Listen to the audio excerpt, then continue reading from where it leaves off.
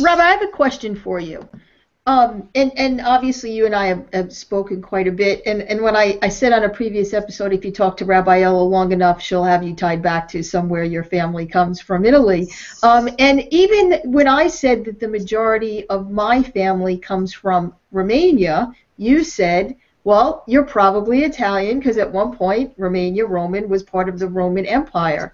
That's right. What about the names that aren't so, like when we look at the list on your page, they're majority of them are very obviously Italian type of names. But what about those Jews, like using me as an example, that might have these Italian Jewish roots, but don't have a typical Italian kind of name? My family name was Rosenbaum.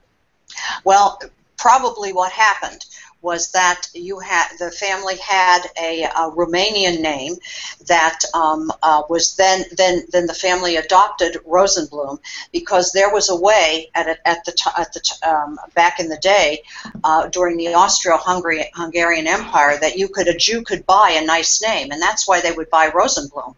That was a really pretty name, so they bought a name that gave them a certain amount of status. That was probably not your original name and the family name, but the Italian language and the Romanian language are very similar, and the reason is that there was a lot of crossover in the language itself, and also the Rome people, commonly called Gypsies, Zingari. Zingari is an Italian name which has Jewish roots, and the Gypsy population has been determined was predominantly Jewish, were itinerant Jewish peddlers.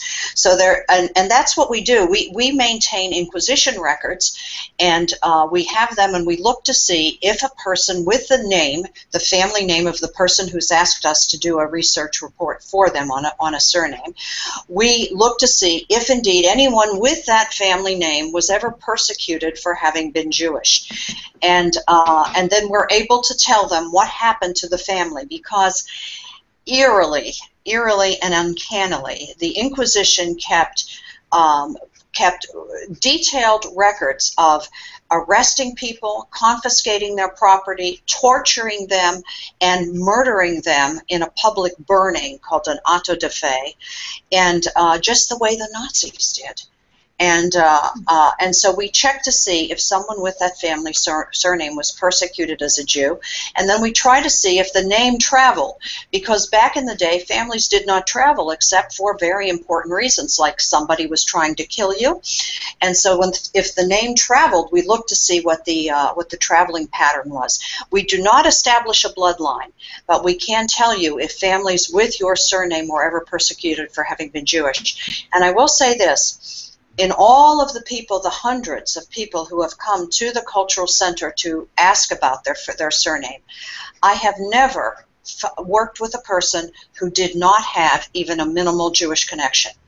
And that tells me that the little light in the soul, the neshama, the light in the soul, has never died. And that's why we call our synagogue Ner Tamid del Sud, the eternal light of the South.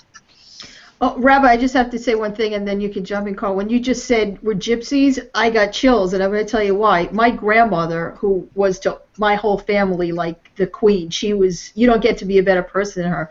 She used to joke, or we thought she was joking, when she used to say we were Gypsies. And I thought she said that because my brothers like to move around the country, but I think there is definitely a much more deeper meaning based on what you said. Oh, yes, absolutely. If you could go back, if you knew the town where they came from, and you could go back there and you could find some people who knew the family when. Now, of course, with Nazi persecution decimated many, many families.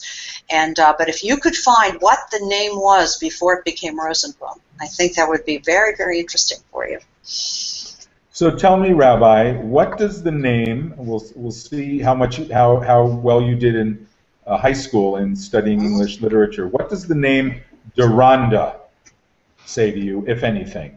D-E capital R? D-E capital R-O-N-D-A.